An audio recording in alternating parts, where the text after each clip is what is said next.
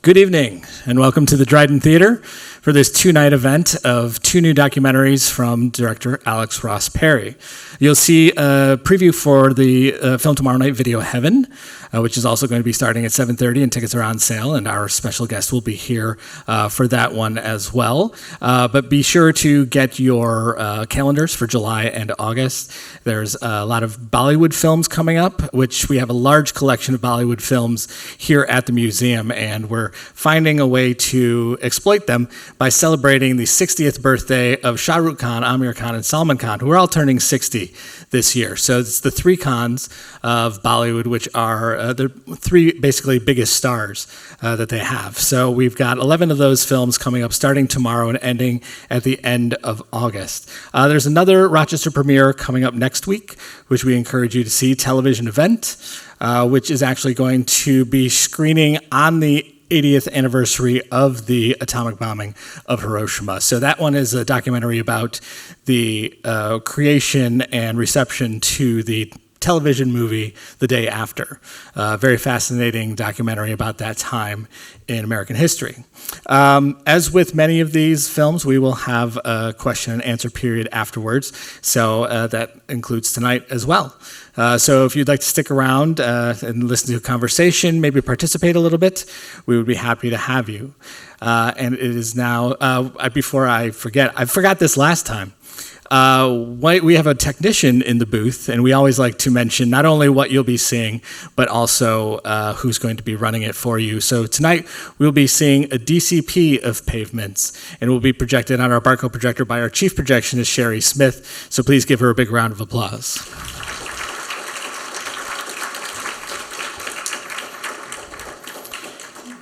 And now it is my special pleasure to bring up to the podium for the first and hopefully not last time, at least after tomorrow, Alex Ross Perry.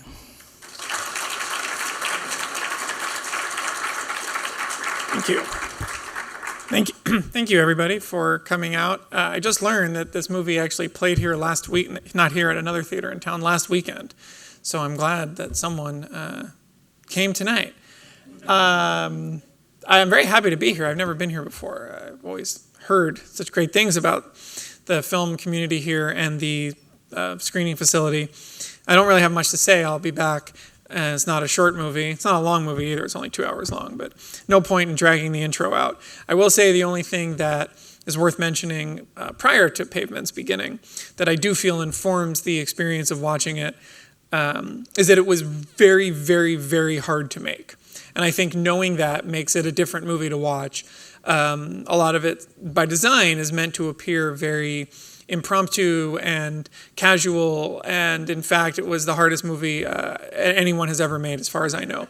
And I think knowing that and watching some of the stuff we did and thinking, like, I guess I can see how this would have been hard, is actually useful to watching the film. So thank you for coming. I'll be back when it's over for a discussion, and I'm very happy to be here. So please enjoy.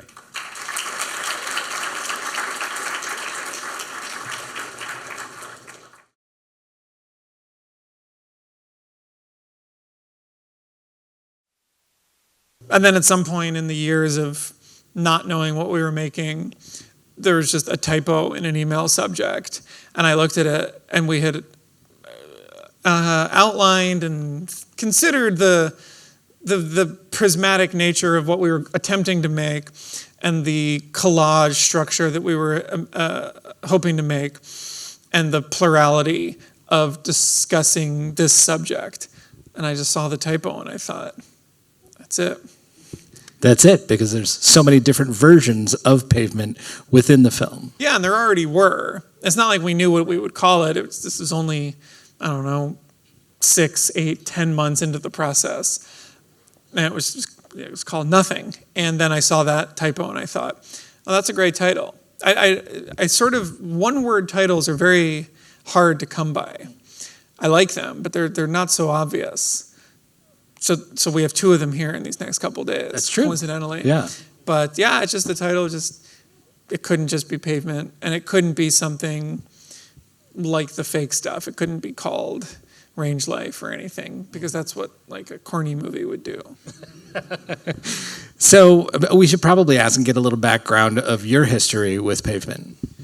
Well, it's not a very interesting story. It's probably like many people's history. I heard them on alternative rock radio in the 90s, specifically in the 97 to 99, Bright in the Corners and Terror Twilight era. And I have very clear memories of stereo being in the rotation of new rock radio. But I didn't see them in concert until the 2010 reunion tour that we only sort of briefly narratively engage with in this movie. And it was just one of those things, something I've been thinking about a lot lately. Like, I feel like bands used to break up a lot more than they do now, at least like successful ones. And there was just this sort of, like excitement in the 2000s when like the Pixies would reunite, whereas I had come to them late, as many people my age would, and it's just like, I guess I'll just never see them. Mm-hmm. Like, it was just out of the question that these things would ever happen. And I feel like that used to be almost the norm. There was no easing into middle-aged legacy act, 13th, 14th, 15th album at all. Everything would just kind of peter out, or like Fugazi, just kind of go on hiatus and disappear. And so like reunion tours were kind of a huge deal for somebody my age, where there were these 80s and 90s bands that you came to as a defunct band, or in the case of Pavement, like you just kind of missed them. So I saw them at that tour, but I feel like because a lot of those bands, like they would do a tour, but they wouldn't really like get back together. So I never thought after that tour, like there's more Pavement. I kind of thought that was the coda. And for me, it was. And it was conclusive. It was like, I can't believe I saw them. That's crazy. It was in Central Park, and it was really fun. But that was kind of it. I mean, I didn't really think about them as an active band that much, and because they weren't. And my tastes kind of diverged from like obsessing over them, although I found myself listening to them a lot. And then they came back into my life when I was working on a series of projects, which kind of tease up Video Heaven, which is the movie playing tomorrow. And I was just working on a lot of things about the same time period. And I was just researching like bands and music of that era for this movie called Her Smell that I made in 2018. And there was a discussion in the edit room with Robert Greene, who edited this film, about commercial success of bands in the 90s as it pertained to some of the storylines in Her Smell. Sure. And Robert, who, as you've seen, has edited this film to within an inch of its life. Pavement are his number one favorite band of all time, and they have been since like 1992. And I said, it's funny, Pavement don't have a gold record, 500,000 sales. He was like, that's not possible. What are you talking about? Every single person I've ever met in my life has Crooked Rain on CD. That album has to have sold at least 2 or 3 million. And at that time, it had sold like 300,000. And he just was like mad at me for bringing this to his attention. But it became part of this long debate of like how weird it was for him that to him, this was like the most successful band. And for us to say in Her Smell, this band has gone platinum. He's like, so that means that like they've sold 3 times as many as Pavement, and that's just not possible because you can't sell more than Pavement unless you're like a major sellout with no integrity. And it was just interesting for us to use them as this example of, success without success. And then it just kind of kicked around from there, and he and I started talking about them a lot. And then simultaneously, Jason Schwartzman and I became very fond of Stephen Malkmus's interview demeanor on podcasts, and we would often share podcasts he was on or funny things he would say. So when this project came up, mid-pandemic 2020, Robert and Jason were the first 2 people I called and said, I don't know what we're doing, but it seems like there might be a Pavement movie, and I wouldn't do it without either of you. That's awesome. That's a good story, actually. Yeah, you can applaud for that if you want. Wow. Yes. Applause for that. What a warm crowd. Yeah, we're warm people here in Rochester. We talk about the editing. One of the things I loved about the film was the way in which these various versions of Pavement would fight against each other on screen, both visually and audibly. And I assume that was part of what you were trying to do. It was like, there's a Malcolm X line that he says that just sums it up quicker than I could, where he says, you make a virtue of deficiencies, which was a sort of guiding principle for the music and for the stage show and the music videos. And it became a guiding principle for us, which was to tell a story, but the story, as far as a dramatic 2-hour movie, is highly deficient. Not that much happens. It's a very simple rock and roll story. There's not the juice that would make a classically structured, traditionally dramatic film about a band. But that's okay, because they didn't want that. So we made a virtue of deficiencies by fracturing their story into different shapes and using something like the musical to remove the band from the music, using something like the biopic to remove history from fiction and create fiction out of real people's lives, which is what scripted films are. And to have these different things where you separated different pieces from themselves, knowing that in 2 hours we'll ultimately smash them all together again, which was always the plan. So it's like how you can't, like once you've made a cake, you can't take it apart again. Like it's done. You can't be like, and now we'll take it back into flour and sugar and this and that. So we knew, like, we just needed the 4 ingredients on the counter to then mix into the bowl. But in order to do that, you have to like make the ingredients. And that was just kind of the project. And it felt to me like nothing if not a radical and I felt unprecedented approach to documentary fiction hybrid storytelling.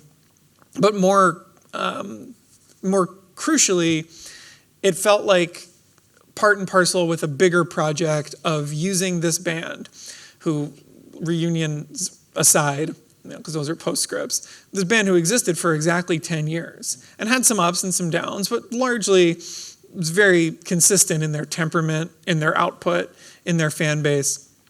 This felt like a way to use Pavement as a vessel for broader questions about culture and history and storytelling and legacy and commercialization and all these things that I'm much more fascinated by these things as concepts than I am fascinated by the turmoil that went into recording Terror Twilight and breaking up, which we don't address in the movie at all because it's not interesting to us. It's pretty standard band stuff. They'd run their chorus, Malcolm was tired, and they broke up. So we don't need to tell that story in the movie. It's on Wikipedia. What we need to do is tell the story about how this band uniquely, we feel, from the 5 years since their inception, represents something bigger than they ever could have foreseen, and we feel represents it better than any of their peers or contemporaries, which is to say that they are better. They are just a better band with better songs than almost any other band of the 90s, if not literally any other band of the 90s.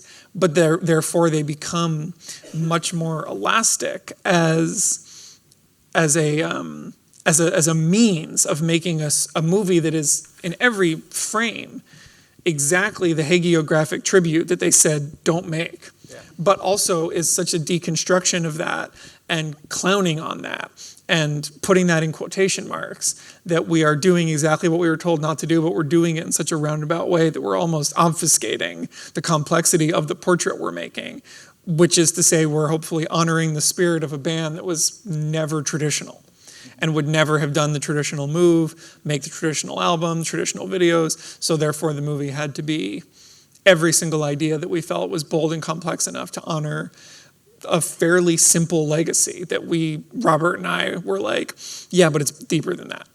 The story is simple. The what they mean is more complicated than even they will ever admit. So we have to tell that story. But I'd love the way that you tackle the idea of legacy by using different media to approach the idea of Pavement with the exhibition and with the stage show and with the movie. Each one of these art forms has a different way to reflect that, and it brings out different aspects of the story from there. Yeah, it's not really a question, but you're right. But even like giving yourself an excuse to underdo something. Like the visual syntax of the museum filming is meant to look like the news.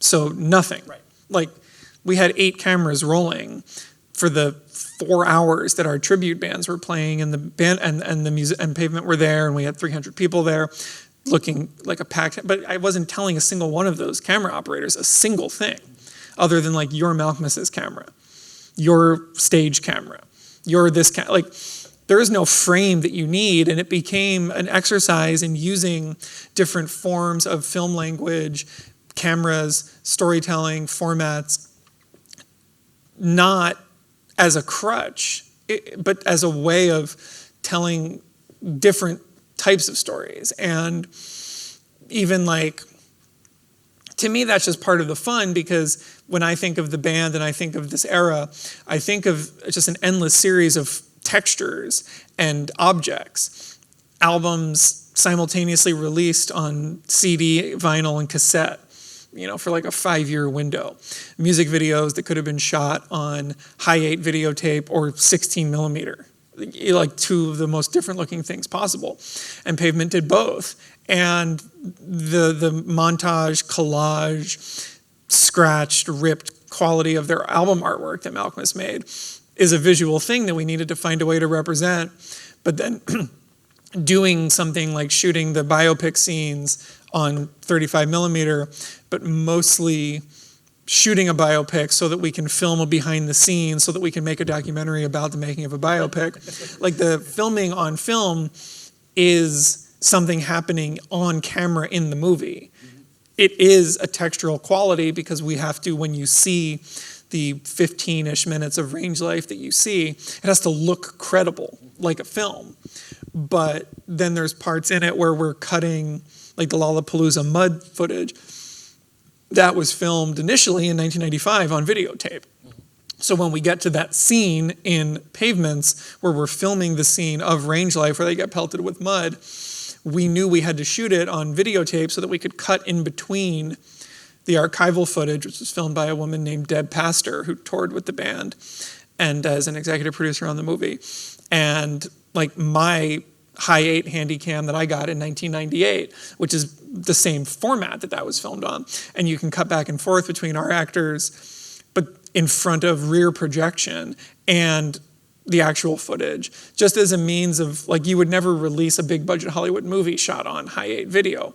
But if you're trying in this movie to make a moment out of cutting between those two things, we can film our scene in a green screen, show that it's a green screen, show that we're throwing balled up socks at the actors, and use that moment, which we could not film otherwise. And we didn't have the money by far to stage a concert scene with people throwing mud. So instead, that moment becomes about breaking down the artifice of making such a phony baloney movie.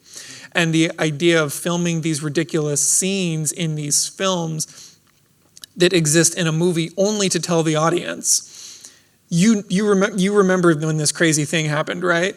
Or like, that this was a real thing that happened. And all these phony rock movies have some centerpiece concert, whether it's Live Aid or the Newport Folk Festival or whatever. So our version of that is Lollapalooza 95, and we can't even come close to filming it credibly. So instead we do the worst job possible, shooting it on videotape in a green screen environment, just as a means of saying, like, when you're watching these scenes, all you're ever seeing is actors pretending that they're at this iconic or infamous concert. That's it. You're not watching a real thing. You're watching actors pretending that they're playing at a concert. So we're just going to show you actors pretending that they're playing at a concert with rear projection and green screen on either side. And it just becomes like a fun game, because for filmmaking, cinematographer, me there, like, we have our camera area, and it has the 2x 35 camera, and it also has like a bunch of shit video cameras, and we just can pick these things up and start filming. And there's always people walking around the set filming, and a lot of that footage is in the movie. But that becomes a way of creating a 360-degree filming environment in the world of the set, which is typically one dimension. Typically it's a camera pointing at one fixed point. But what we were doing was breaking that down and saying any camera could be on at any moment. Anything can be filmed on any format, and it could end up in the movie. the scene of the Times Square billboard is filmed on my phone. Like there was no rules to what we were doing, and that becomes a way of filmmaking that I thought was quite radical and definitely worth trying. Yeah. No, as I said, it was very complicated. I said that we'll get to that. Hard. But that brings up a point. Something I brought up to you earlier today is that when I first saw this film, I saw it cold, and I had no idea that all of this, other than Reunion, was you putting this on the stage show, the exhibition, and the movie. Anybody else be completely fooled by Alex today? A couple people. I feel like the movie's been around long enough now. Maybe that doesn't happen so much anymore. But yeah, well, I think part of that was the initial idea was imagine. Again, I'm mentioning Robert, who edited this movie and Pavement was his favorite band. So I said, imagine like this movie takes place inside the mind of someone who genuinely has lived the last 20 years of their life thinking that Pavement have multiple platinum records. And cannot believe that that's not true. Inside Robert's head. Just the inside the head of someone who's like, they were the best and most important band of my life. They still are. They inspire me. And then to say to that person, this fictional person of whom there are tens of thousands of people that fit this description, so would it surprise you to know that in addition to platinum records, they have a touring museum exhibit? And this person would say, no, it doesn't surprise me. They deserve it. I would say, would it surprise you to know that they have a jukebox musical? This person would hopefully say, well, that's a little strange, but who deserves it if not them? They have the best songs, so they should. And then it'd say, would it surprise you to know that there's a $20 million Hollywood biopic? And say, well, no, because they're certainly a better band than, whatever. I can't think. To me, they are. Like this person is hopefully saying, oh, they're a better band than some of these other artists that receive such a treatment.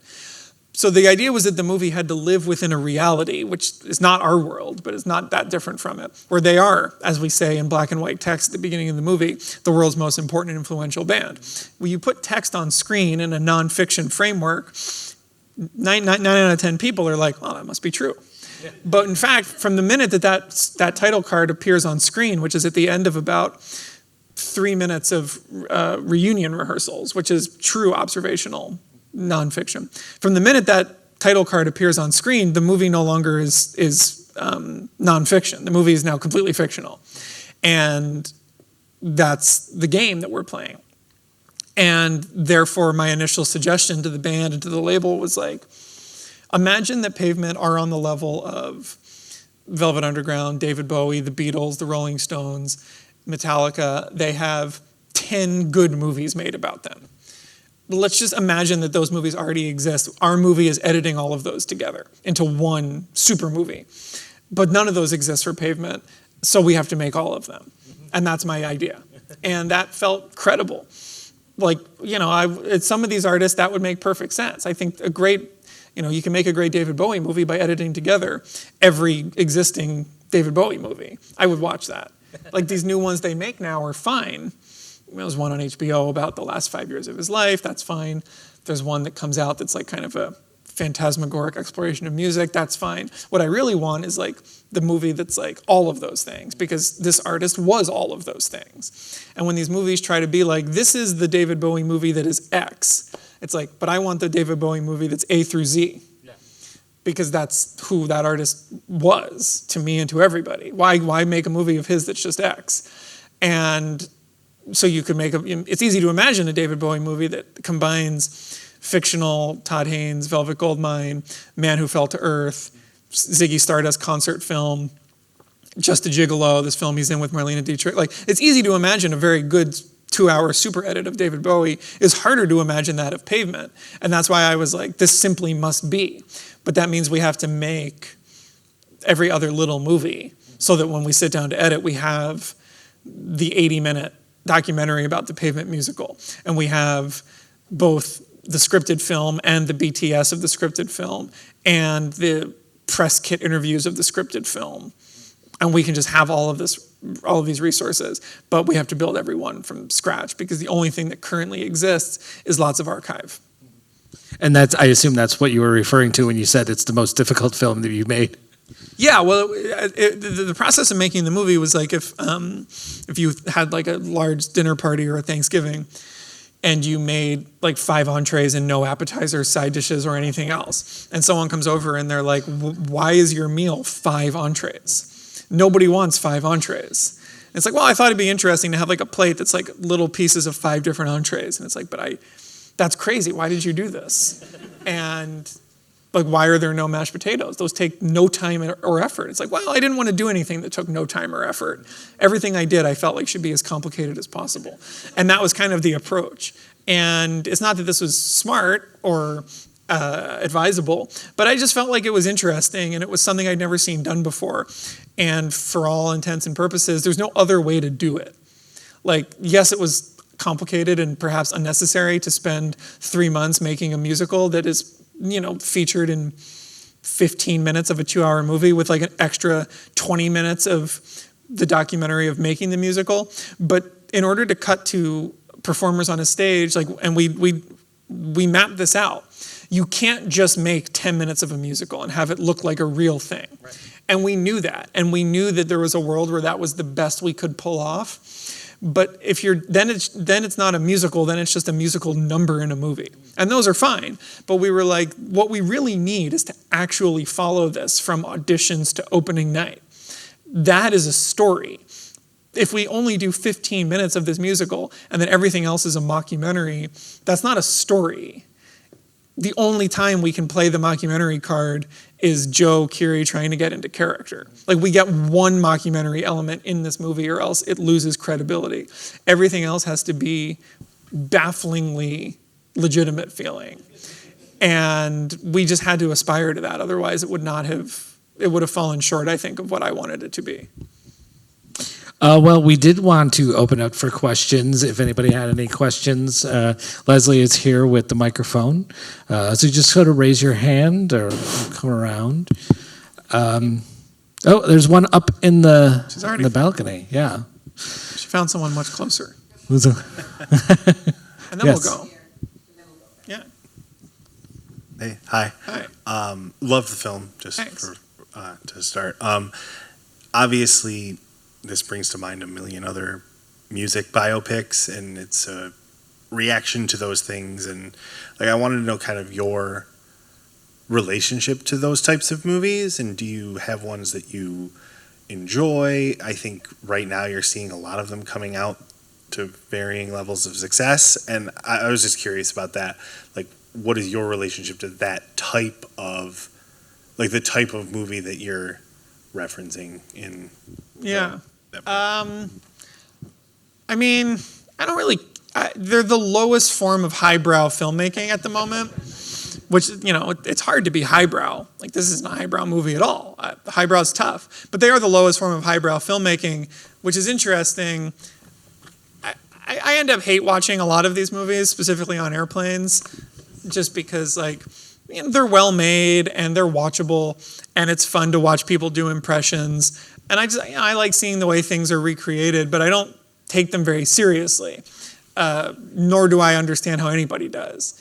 The thing that I find interesting, and the only creative answer to your question, is that the thing I find fascinating about these scripted biopic films, where every single person watching it knows you're watching a famous actor doing an impression of a musician that you like, is what we put in the movie, sort of, when these movies come out. And we saw this last year with Bob Dylan. We'll be seeing it soon with Bruce Springsteen. The press surrounding the movie is never about the research that went into the script. It's always about it's always about what's different. It's like, oh, this character is actually a combination of these two people. Great. Like, it omits his first wife. It's like, okay, like, or what you read is about the prosthetics, the wig, the music lessons, and I'm just reading the press about these things. I sent an article to Joe about the New York Times article about the wig made for the Bob Marley movie. And I was just like, this is what they talk about when they talk about these films. They don't talk about adapting the entire life of a multidimensional person into 2 hours. They talk about getting the wig. And that, therefore, must be what people are interested in. But therefore, when I watch the movie, I'm like, why aren't I seeing the wig guy in this movie? If this is the person who gets the New York Times profile written about them, he should be in the movie. Like, this is clearly more interesting than what the screenwriter did, and it's more interesting than what the director did. Like, where's the person that taught this actor how to play harmonica? Like, clearly this person is incredibly important to this movie. I would rather see that, not for 2 hours, but like when a scene's not working, I would rather see the actor walk over to their harmonica instructor, to their wig guy, and be like, it's not quite right. That's not just my opinion. This is what 90% of the press of these films is about. And I just find that fascinating. Beyond the fact that the end result of these is often nothing. Like it's just so much effort spent on vanilla. The fact that what people are interested in is only like an endless cycle of simulacra is fascinating to me as someone who's always been fascinated by simulacra. And like, you go to the pyramids, and it's like, well, the pyramids were like rebuilt in the 30s or something. Like they used to be a pile of rubble. And this is a fascinating concept. And movies have now become that. And biopics have become that. But the problem is that the results are just bad. Like no one likes any of this. It's just watchable at best, or nostalgic at best. And it's not that I'm like, I detest these and we're making fun of them. It's that I have these very complex thoughts on like, is this all there is? And are we going to be stuck in a cycle of this forever? But also like, where is the limit where you dip below iconography and album sales and these movies don't become worth making anymore? Right? Because we're seeing these made about people who have sold tens of millions of albums, and Whitney Houston and Elton John and people that everybody on the street knows. Anyone in the world could recognize a picture of. And it's like, well, eventually you'll just get to the bottom, but that's why we now have like the second Bob Dylan scripted movie. But the first one was the right one, the Todd Haynes one, to reference a third Todd Haynes film. So then they make, like, you've already made that movie. And like, then you make that movie, much like this film, is sort of a mixture of various different formats and styles and actors playing different variations on a character. But then one segment of that movie is so compelling that they then make another 2.5-hour movie out of it, which I found to be like the most ludicrous, just like an unspeakable act of artistic sabotage. It's like, plus like in the Todd Haynes movie, that part of the Bob Dylan story was performed by Cate Blanchett. So there's like this weird idea at the core of it. And then someone's like, what if that wasn't weird and was longer than the earlier movie? And I just don't understand, like, this is just like rebooting Spider-Man. It's just like, we'll just reboot the Bob Dylan franchise and tell the story again. But these movies are also never about the periods that like diehards love the most. They're about the most culturally visible periods, which is another thing I find fascinating. Of course, Pavement's story is shorter and much less interesting than most of these in terms of like actual dramatic beats. And the only thing like dramatic was the mud, and that happened like directly in the middle of their initial career. So, I have like complex thoughts on it, but mostly I just think they're stupid. And the good ones are like ones like Last Days, which tells the Cobain story in a weird way, or telling the Bowie and Iggy Pop story in Velvet Goldmine in a weird way. Like the ones I love are ones that it's like, I understand every beat of who this is, but also like just by turning the dial a little bit, the filmmaker is free. Whereas on these other movies, you feel like no one is free. You're not even free to have different eye color or have different hair. Mm. Yeah. Is up there? Yeah. You're right. I should have sat closer. Sorry. 2 things. So I know that oh my gosh, what am I saying? I know that Slanted Enchanted the musical is kind of like you kind of transmitting this kind of like tongue-in-cheek kind of expression of Pavement's music in a new medium, musical theater. Like you said in the movie that you thought it would be really funny to make like, these slacker songs in the most sincere art form possible. And I was really surprised to see like the positive reviews that you highlighted in it too. So I guess one, were you surprised that it got like the positive acclaim? Like, were you like, yes, like everyone's on the same page as me? Or is it like, oh, they like it, but like not for the reasons I think they should? And also, I know you said that this film was so hard to make. Did you kind of experience any like pushback from like Matador or Pavement, if you don't mind me asking? Like, I know I read this one Stephen Malkmus quote where he was like, he saw a bit of the movie and he was like, yeah, I thought it was a joke. And I never know if Malkmus is like serious or not, because that's just who he is. But I didn't know if that was Like, how did you feel about that comment? Those are my 2 questions, sorry. Yeah, and the musical, the reviews were exciting. That's why we put them in the movie, but mostly because we hadn't announced the movie or anything, but the musical had come after the museum, which was pulled off largely without examination. Like, nobody really thought twice about that because it seemed credible that the band would have a celebratory pop-up exhibit. So there was, like, the press around the museum was useful because it took literally a lot of our bogus artifacts that anyone could have fact-checked, but nobody did. And a lot of the coverage of it, not reviews, but just, blog posts or social media things, would present the things we made that were fake as though they were real. So that let us feel like we were on the right track with the overall project of the movie's trickery. And then the musical, which we did a few months later, those reviews were basically like, this is the review we want for the movie. So this is like a weather balloon that has now given us the information that we need, which is that if you walk this fine line correctly, you can create something that is alternately serious and ridiculous that diehard Pavement fans, such as Rob Sheffield, an authority on 90s culture and music, writing for Rolling Stone, can see it for what it is. Not saying this supplants your memories, not saying this is an improvement on anything, just saying that we live in a world where the ecosystem of artistic regurgitation is really strong and is nothing safe from this machine. And the response was like, if we can get these responses for the movie, then we have made the right movie. And it was just emboldening to have a little bit of a test, like considering we hadn't made the movie yet. Like, we had not started editing the movie when we did the musical. So we knew that if we could present something that was hitting fans the way it hit Sheffield, as this perfect combination of sincerity and ridiculousness, celebrating the band, but also like not taking them too seriously, treating them like they would treat themselves, we felt like, now we at least had like a bearing to follow. And the other thing you asked, the pushback, it was just endlessly complicated for like 4 years, just because, the very first thing they said was like, don't make a hagiographic movie, like one of those documentaries. And we were like, I will build every element in opposition to that request, but we will ultimately take something we've built, left and turn it right. And that was a weird challenge for them. And also, nobody involved with this project of the 5 band members and our 2 partners at Matador, nobody takes themselves seriously enough to want to watch a 3-hour rough cut of a movie about their lives. Like, not a single one of these people views themselves or this band as worthy of that much complexity. So we would show these cuts and they were like, what is the point of this?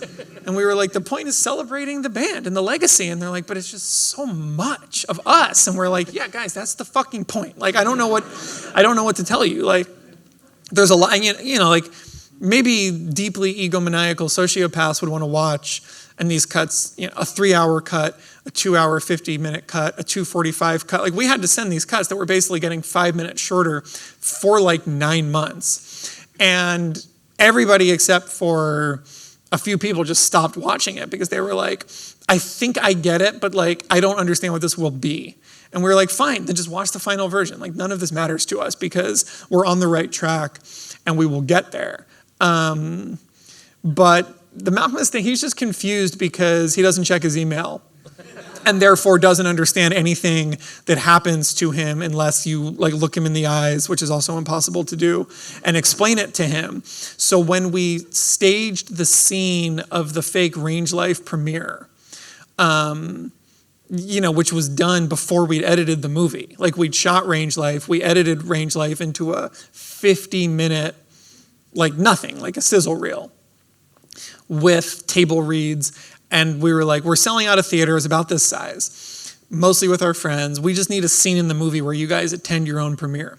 And I sent out this long email to all 5 band members and to 2 Matador guys. And I was like, this is what we're showing. You know that we did this because we filmed it in your office. This is exactly the thing we've been talking about. with Joe and Schwartzman and all these people. And it's like less than an hour long. We just need like a red carpet, and we're gonna like film people watching the movie, and it'll seem in the movie like that movie is real.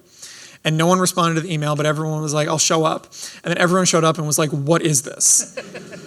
And except for Spiral, who had read the email and was extremely clear on what he was watching. And I was like, this is the thing we shot in the Matador office. You guys do know what I'm talking about, right?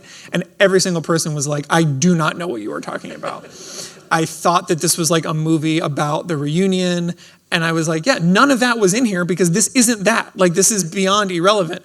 I stood up in front of our audience and I was like, hey guys, we have been making a Pavement movie for 2 years. This is not that movie. This is and we hadn't announced Range Life. No one knew we made it. It wasn't part of anything public. Joe Keery, no actor's involvement was known at all. And I was like, you're gonna see something that doesn't exist on the internet. Please do not like post that like there's a fake movie in this movie with all these well-known actors. I'm gonna come back in like 1 minute. The cameras will be rolling. I'm going to introduce this movie like you're about to watch a 2-hour real film. And I came out and I was like, well, we finished Range Life. It's been playing all around the world. This is what's in the movie. And then I did all of this, and then still multiple people in that room were like, what was that?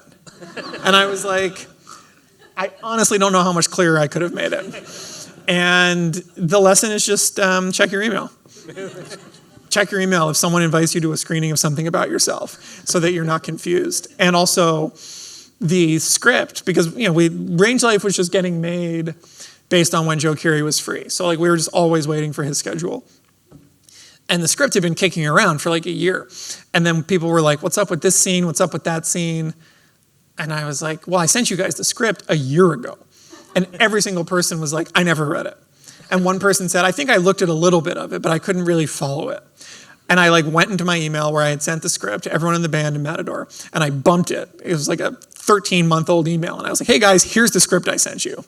Like, this is the thing we shot word for word. I don't understand why this is so confusing. But all that speaks to the fact that everyone involved and everyone depicted in the movie was like simultaneously interested in this project and incredibly checked out of monitoring it, mostly because they were on tour the entire time we were doing this, and not a single member of the band or the label want to be filmmakers. Like, they don't want to get in the edit room and roll up their sleeves. They just think making a movie could be cool and good for them, and ultimately it has been.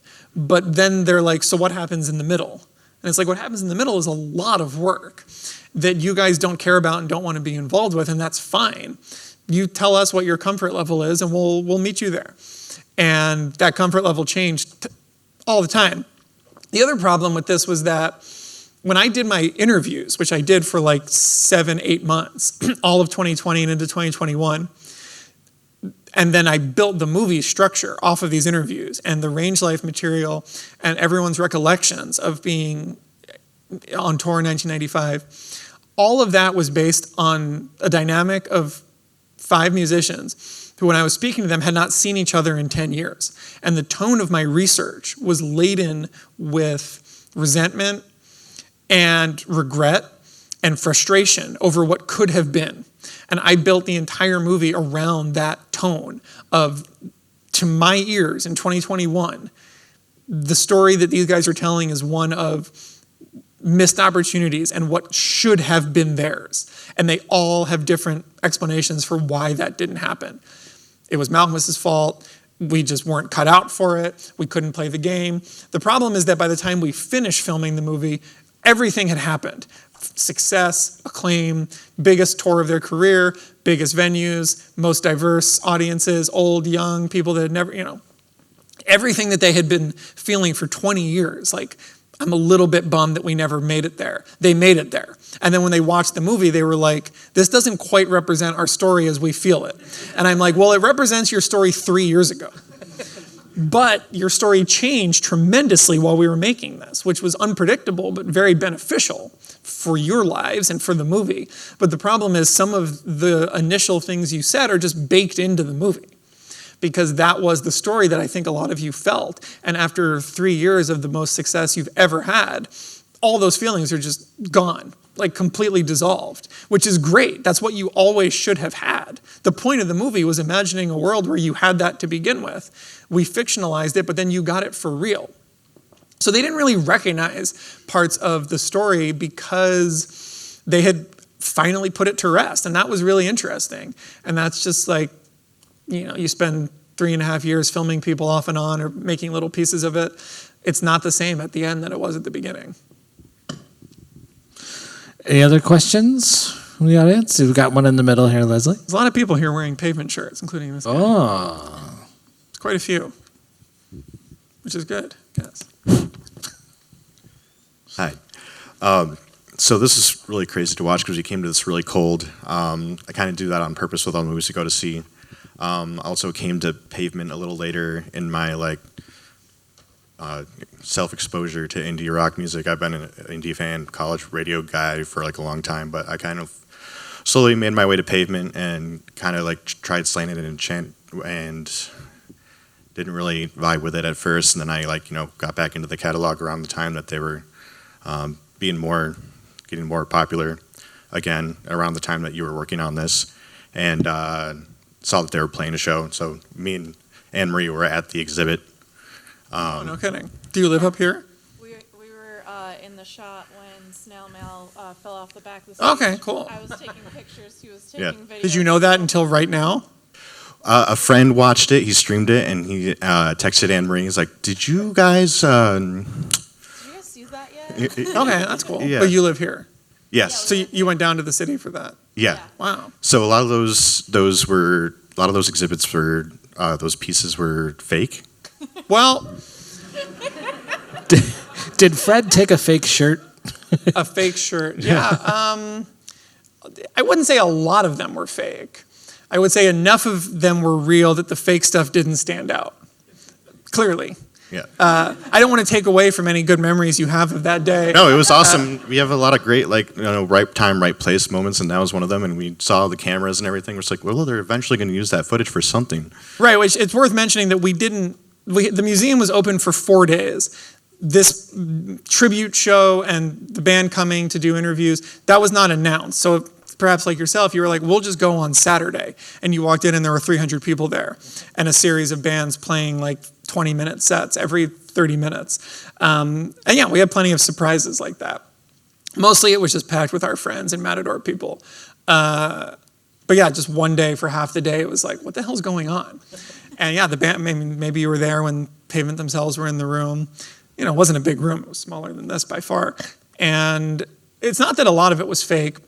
A lot of it was Scott's, was and all the little placards, which we for some reason don't have a shot of in the movie, say on loan from the Spiral Stairs archive, because he kept everything. And a huge amount of the ephemera was his. Matador's basement archives are very, very dense, very climate controlled, and I took everything out of there. And then we added a few elements to sort of service the fictional narrative of this band having been the most important influential band of the 90s. So yeah, some of it was fake. Like the Reed poster is fake.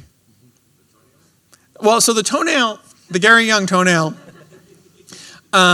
we put out a call on Pavement's social media for people to send stuff to an email address of stuff they had, just because I wanted to know what was out there. And I wanted to know if I was actually curating this, what would my options be? And this resulted in some really unique flyers, for local shows that some person just has had for 25 years. And we asked these people, please scan this in high quality and send it to us. And so it's not real, like it could be in a museum and it's worth money, but it's real in that it's the same thing. And one person had Gary's toenail, as the placard says, from the 40 Watt Club in Atlanta, where he, I guess, cut it off and gave it to somebody, which was very inspiring to me. We didn't ask for it, but we borrowed it as a story beat that is real. So someone does have that. Which I found interesting. And it suits the Gary narrative, which we, can only devote so much time to. There's a whole other movie about Gary that came out last year also. And the VMA belongs to the Beastie Boys. Pavement did not get a VMA. But the funny thing is, we made these gold platinum records, which was one of my earliest ideas, and now they have gold records for Harness Your Hopes, and they're getting one soon for Crooked Rain, which is soon to go gold, or already has. So this big joke of mine isn't even funny anymore because they fulfilled the exact success that in 2020 was like a joke to imagine them having 500,000 sales. Now they have that and then some. So it just goes to show. Other fake stuff in the museum? Yeah, I don't know. I mean, obviously there was no Pavement Absolute vodka ad, but we thought that'd be good. Yeah, like they weren't actually in an Abercrombie ad. It was like that whole corner, as the sellout corner is all says, fake. Yeah. There's like a little video TV. There's like a TV in that corner that was showing clips of all the movies that have Pavement songs in them. Clueless, Reality Bites, Mallrats, Empire Records, none of which have Pavement songs in them for real. But we edited Pavement songs into all of them and put them on like a little classic museum TV on a loop. You good for one more? Sure. Yeah. One more question from the audience. Up in the booth, not quite as far as the booth, up in the balcony.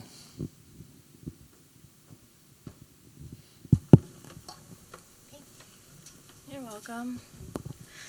Hi, great movie. This was actually my introduction to Pavement besides Harness Your Hopes. I drove 2 hours because I heard Nat Wolff was in it.